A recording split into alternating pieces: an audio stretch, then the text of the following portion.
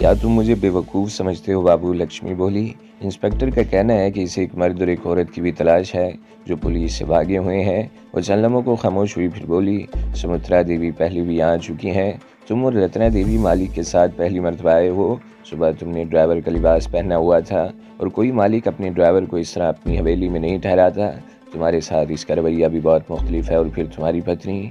इसने खामोश होकर मेरी तरफ देखा और बात जारी रखते हुए बोली, वो आज दिन भर रूप से आय के साथ ताश खेलती रही। शर्त लगाकर मैं चौंक गया। क्या वो जुआ खेल रही थी? बाजी पैसों की नहीं, किसी और चीज़ की थी। खुलकर बात करो, मैंने इसे घूरा। इनमें शर्त लगी हुई थी कि जो बाजी हारेगा वो जीतने वाले को किस देगा। इनमें 3 बाजियां हुई थी और तीनों बार तुम्हारी पत्नी हारी थी। लक्ष्मी की नज़रें बदस्तूर मेरे चेहरे पर मरकूज थीं। क्या वो वाकई तेरी पत्नी है? ताश की शर्त वाली बात मेरे लिए एक दिलचस्प इंकशाफ था। रत्ना इसे इस तरह काबू में रखने की कोशिश कर रही थी। क्या वो वाकई तुम्हारी पत्नी है? लक्ष्मी ने अपना सवाल दोहराया। नहीं, मैंने साफ गोई से काम लिया। हम दोनों दोस्त हैं और वो मर्द और औरत जिनकी तलाश पुलिस को है। इसने सवालिया निगाहों से मेरी तरफ देखा। बात यह है लक्ष्मी, मैंने जवाब दिया, मैं और रत्ना पढ़े लिखे हैं मगर हमें कहीं नौकरी नहीं मिली। रत्ना को कहीं नौकरी मिली भी तो इसे माले गनीमत समझकर इसकी इज्जत पर हाथ डालने की कोशिश की गई। ऐसी ही एक मौके पर मेरी इससे मुलाकात हो गई। मैंने इसे एक सेठ की हवस का शिकार होने से बचाया था। हमारी दोस्ती हो गई। हम दोनों नौकरी के लिए मारे मारे फिरते रहे और फिर हमने रोटी कमाने का वो तरीका अपनाया जो अगरचे काबिल तारीफ नहीं लेकिन इसके बगैर कोई चारा नहीं था। कैसा तरीका? लक्ष्मी ने पूछा। रत्ना को तुम देख चुकी हो, कितनी हसीन है, मैंने कहा। पर इसे देखते ही ठंडी आहें भरने लगते हैं। मैंने सोचा क्यों न रत्ना के हुस्न और शबाब से फ़ायदा उठाया जाए। इसलिए मैं चंद लम्हों को खामोश हुआ, फिर बात जारी रखते हुए बोला, हम मुख्तलिफ शहरों में घूमते रहते हैं। रत्ना हवस परस्त लोगों को फांसती है। हम इनकी जेबें खाली करवा कर आगे निकल जाते हैं तो हमें फरेबी और धोखेबाज कह सकती है, लेकिन हमने कभी कोई संगीन जुर्म नहीं किया। मैं जानता हूँ किसी को धोखा देना भी एक संगीन जुर्म है, मगर हमने कभी किसी को मजबूर नहीं किया। लोग खुद ही रत्ना के हुस्न के जाल में फंस जाते हैं तो इसमें हमारा क्या कसूर? पुलिस इसे जुर्म समझती है और इसीलिए हमें तलाश किया जा रहा है। मैं खामोश होकर लक्ष्मी की तरफ देखता रहा। मुझे यकीन था कि इसे मेरी इस कहानी पर यकीन नहीं आया था। मैं इसे सीधी सादी देहाती औरत समझता था, लेकिन वो बहुत चालाक साबित हुई थी। इसने एक ही दिन में हमारे बारे में बहुत सही राय कायम कर ली थी। अगर पुलिस इंस्पेक्टर यहाँ ना आता तो शायद वो कुछ मुगालते में रहती, लेकिन इंस्पेक्टर की आमद ने गड़बड़ कर दी थी और मुझे इस मामले को संभालना था। वो उलझी हुई नज़रों से मेरी तरफ देख रही थी। मैंने एक बार फिर इसका हाथ पकड़ लिया और इसे होले होले सहलाने लगा। इस मर्तबा इसने हाथ नहीं छुड़ाया था। मैं ये जान चुका था कि इसकी शादी को 5 साल हो चुके हैं। वो अपने मर्द को भी नकारा करार दे चुकी है। अगर वो रूप से आए कि हद तक बिछड़ी होगी तो प्यासी ही रही है। मैं ऐसी औरत की नफ्सियात से वाकिफ़ था। कसूर की रज़िया मेरी ज़िंदगी में आने वाली पहली औरत थी। इसका ख़ावंद बज़ाहिर बहुत हट्टा कट्टा और लहीम शहीम था, मगर अंदर से खोखला था। जबकि रज़िया की जवानी फटी पड़ रही थी और इसने मौका पाकर मुझ पर हाथ साफ कर लिया था। लक्ष्मी भी ऐसी ही औरत थी। मेरी कहानी का इसने यकीन किया था या नहीं, मगर मेरे हाथों ने अपना काम कर दिखाया। इसकी आंखों में सुर्खी के डोरे तैर गए और सांस विरवत होने लगी। मुझे ज़्यादा मेहनत नहीं करनी पड़ी। पके हुए फल की तरह मेरी आगोश में गिर गई। तूफान आया और गुजर गया। लक्ष्मी बेसुध सी होकर मेरी आगोश में पड़ी रही। मैं भी गहरे गहरे सांस ले रहा था। बाहर वाले कमरे में कदमों की आहट सुनकर मैं चौंक गया। इससे पहले कि हम दोनों में से कोई संभलता, एक औरत कमरे में दाखिल हुई और हम दोनों सुन्न होकर रह गए। वो औरत दोनों हाथ कमर पर रखते हुए गुर्राई, ये तो गुल खिलाए जा रहे हैं यहाँ। मैं भी सबको बुला कर लाती हूँ और दिखाती हूँ तुम्हारी करतूत। वो औरत जैसी मुड़ी, लक्ष्मी ने लपकरी से पकड़ लिया। नहीं रंजना, वो मिन्नत भरे लहजे में बोली, तुम किसी को कुछ नहीं बताओगी? मैंने इस बाबू को किसी और काम से यहाँ बुलाया था, लेकिन जज्बात में बहकर यह गलती हो गई हमसे। अगर तुमने किसी को बताया तो मैं पूरी बस्ती में बदनाम हो जाऊंगी। अरे पहले कौन सी तुम्हारी नेक नामी है? रंजना तनक कर बोली, सारी बस्ती वाले जानते हैं कि तुम मालिक के साथ इसके बिस्तर पर सोती है। वो तेरा कसम लक्ष्मण ही है जिसने आंखें बंद कर रखी हैं। बस्ती वाले तो सभी जानते हैं। वो चंद लम्हों को खामोश हुई, फिर बोली, इसीलिए तुमने मेरे घर का दरवाज़ा खुला रखवाया था। अरे फटकार हो तुझ पर, आज ही तो ये मेहमान आया है और तुमने इसे फांस लिया। नहीं, मैं खामोश नहीं रह सकती। मैं भी सबको बुलाती हूँ। ठीक है, जा तू सबको बुला ला। लेकिन इन सब के सामने तुम्हें ये भी बताना होगा कि कल दोपहर लालू प्रसाद के साथ इसके घर में क्या कर रही थी। तुम नहीं बताओगी तो सारा कच्चा चिट्ठा खोलूंगी तुम्हारा, लक्ष्मी ने धमकी दी। रंजना का चेहरा धुआं हो गया, इसकी अकड़ी हुई गर्दन एकदम ढीली पड़ गई। अरे मैं तो मजाक कर रही थी लक्ष्मी। रंजना के होंठों पर फीकी सी मुस्कुराहट आ गई। लेकिन सोच, अगर मेरी जगह कोई और यहाँ आ जाता तो कितनी बेइज्जती होती तुम्हारी। वैसे तुम हो बहुत चनिट, मालिक के इस मेहमान को आते ही फांस लिया तुमने। कहा ना कि बस ज़रा सी गलती हो गई। लक्ष्मी भी मुस्कुरा दी और जल्दी जल्दी कपड़े पहनने लगी और फिर वो रंजना को लेकर दूसरे कमरे में चली गई। मैंने भी जल्दी से उठकर कपड़े पहने और इन दोनों को झोंपड़े में छोड़कर बाहर निकल आया। मैं गली की दूसरी तरफ से होता हुआ बस्ती से बाहर निकल गया और तवील चक्कर काट कर रत्ना और सुमित्रा के पास आ गया, जो बड़ी दिलचस्पी से रक्स देख रही थी। रत्ना ने मुझे देखा तो इसकी आंखों में उलझन सी तैर गई। इसके बाद मैं ज़्यादा देर तक वहाँ नहीं बैठ सका। मैंने रत्ना और सुमित्रा को इशारा किया और हम तीनों उठ गए। गांव का मुखिया और बस्ती के कुछ लोग हमें लालटेनों की रोशनी में बस्ती से बाहर तक छोड़ने आए थे। फिर एक शख्स हमारे साथ रह गया। वो लालटेन लिए हमारे आगे आगे चलता रहा। हवेली के करीब पहुंचकर वो भी वापस चला गया। मेरा ख्याल था कि पुलिस इंस्पेक्टर अभी तक हवेली में मौजूद होगा।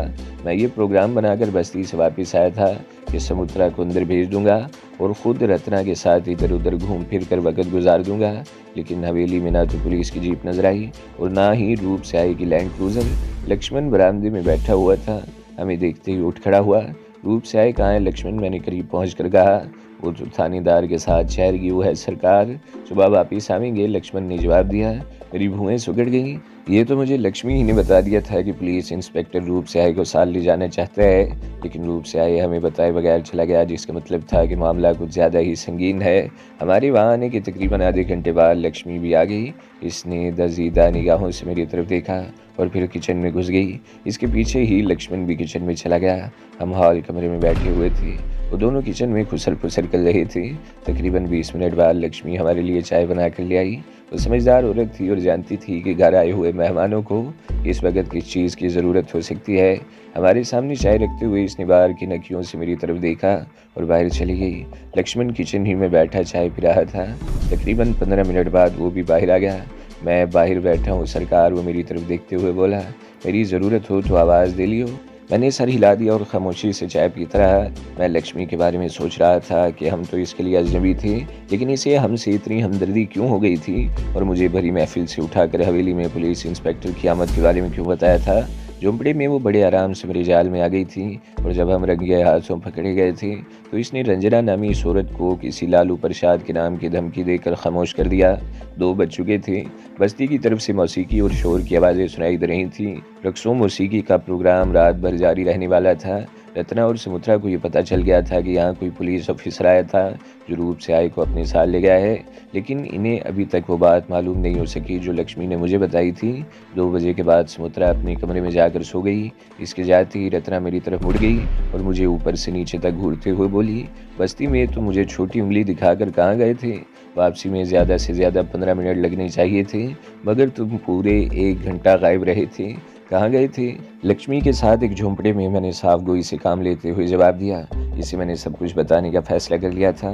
क्या मतलब? रत्ना ने खा जाने वाली नज़रों से मेरी तरफ देखा। लक्ष्मी ने मुझे इशारा करके बुलाया था। मैंने कहा। वो मुझे एक झोंपड़े में ले गई। चंदनमो को खामोश हुआ, फिर इसे लक्ष्मी से मालूम होने वाली बातों के बारे में आगाह करने लगा। आखिर में कह रहा था, इसे हम पर शुबा हो गया है कि हम वही हो सकते हैं जिन्हें मुल्क भर की पुलिस पूरी सरगर्मी से तलाश करती फिर रही है। मैंने इसे अपनी और तुम्हारे बारे में एक फर्जी कहानी सुना डाली थी, लेकिन मुझे यकीन है कि इसे मेरी कहानी पर यकीन नहीं आया और फिर इसकी ज़ुबान बंद करने के लिए मुझे दूसरा तरीका इख्तियार करना पड़ा।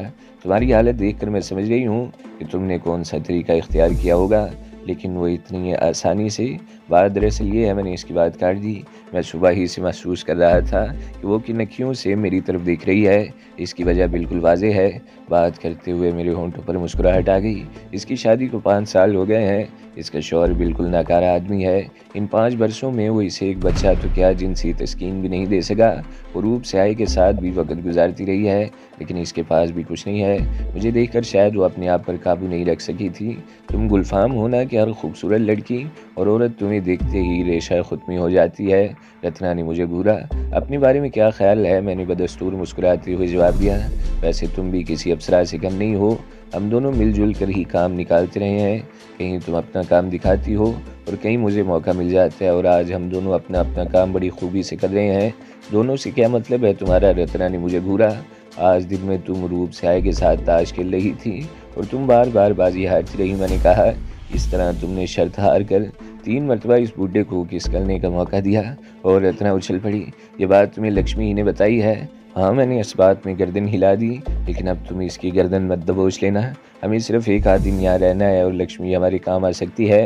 वैसे हमें ये भी पता नहीं कि हमें किस किस्म की सूरत-ए-हाल का सामना करना पड़े। अगर रूप से आए के साथ पुलिस आ गई तो हमें यहाँ से भागने का मौका भी नहीं मिलेगा। रत्ना ने कहा, हमें जो कुछ भी करना होगा अब मौका माल के मुताबिक ही करना होगा। मैंने जवाब दिया। पुलिस रूप से आए को राणा रणवीर सिंह के सिलसिले में लेकर गई है। इस पर कत्ल का शुबा तो नहीं किया जा सकता। मुमकिन है पुलिस वाले इससे कुछ मालूमात हासिल करना चाहते हों, लेकिन लक्ष्मी ने मफरूर औरत और मर्द वाली जो बात कही थी, इससे मुझे उलझन हो रही है। अब जैसी भी सूरत हाल हो इसका सामना तो करना ही पड़ेगा। रत्ना ने जवाब दिया।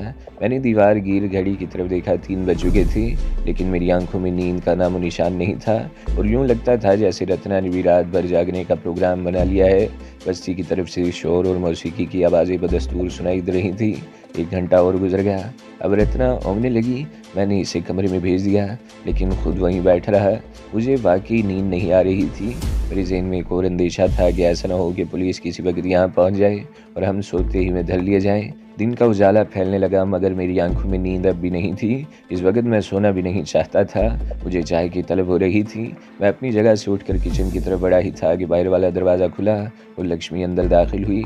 इसके बदन पर वही रात वाला लिबास था। मुझे देखकर इसके होंठों पर खफीफ सी मुस्कुराहट आई। तुम सोई नहीं बाबू? वो मेरी तरफ देखते हुए बोली। तुम्हारी आंखों की सुर्खी बता रही है कि तुम रात भर जागते रहे हो। हाँ, मुझे नींद नहीं आ रही। इस वक्त मैं चाय बनाने जा रहा था। मैंने कहा, तुम बैठ जाओ, मैं चाय बना कर लाती हूँ। लक्ष्मी ने कहा, मुझे मालूम है शहर के लोग सुबह आँख खुलते ही चाय पीते हैं, इसलिए मैं सवेरे ही सवेरे आ गई हूँ। मैं सोफे पर बैठ गया और लक्ष्मी किचन की तरफ चली गई। मैं इसे देखता रहा। मेरे दिमाग में सनसनाहट सी होने लगी। मैं अपने आप पर काबू न रख सका और उठकर किचन में चला आया। लक्ष्मी गैस के चूल्हे पर चाय का पानी चढ़ा रही थी। मैं दरवाजे में खड़ा इसे देखता रहा। वो एक मर्तबा मेरी तरफ देखकर मुस्कुराई थी, फिर अपने काम में मसरूफ़ हो गई। मैंने आगे बढ़कर इसके बरहना शानों पर हाथ रख दी।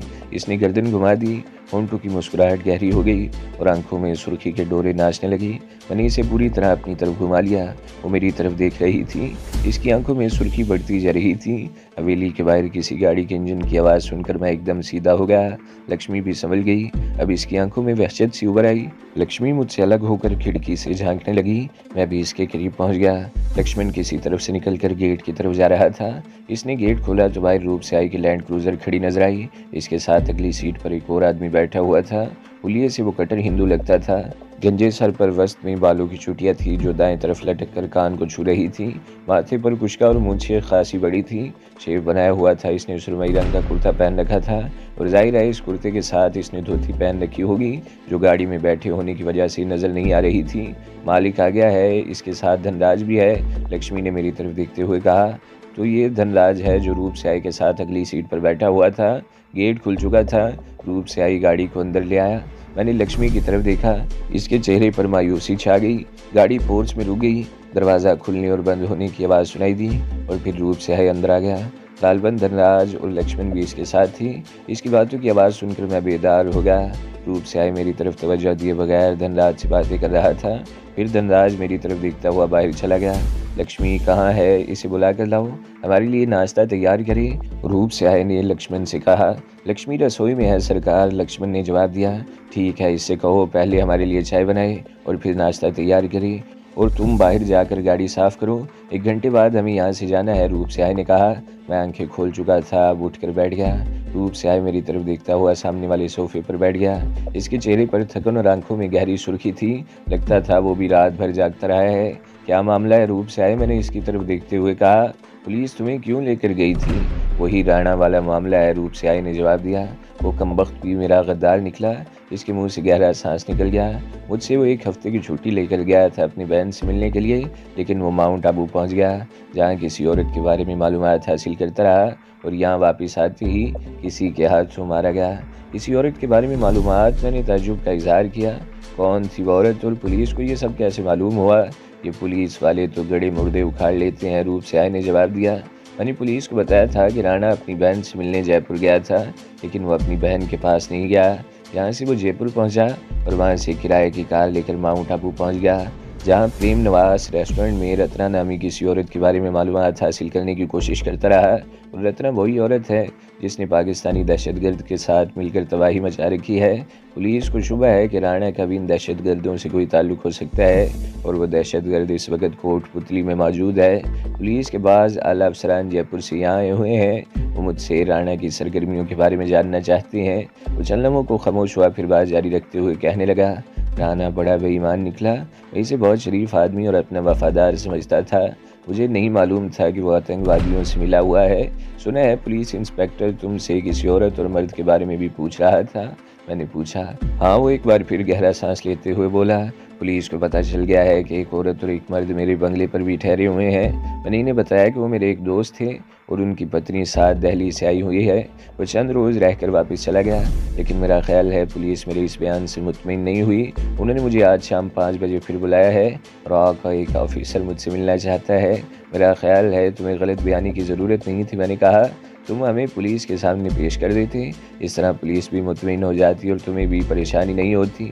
मैं राजपूत हूँ, रूप से आए ने मेरी तरफ देखते हुए कहा। हमारी कुछ रिवायात हैं, मेहमानों को हम घर की बरकत समझते हैं, भगवान की दया। मैं अपने मेहमानों को पुलिस के हवाले कैसे कर देता, लेकिन मैं जानता हूँ कि पुलिस आसानी से मेरा पीछा नहीं छोड़ेगी।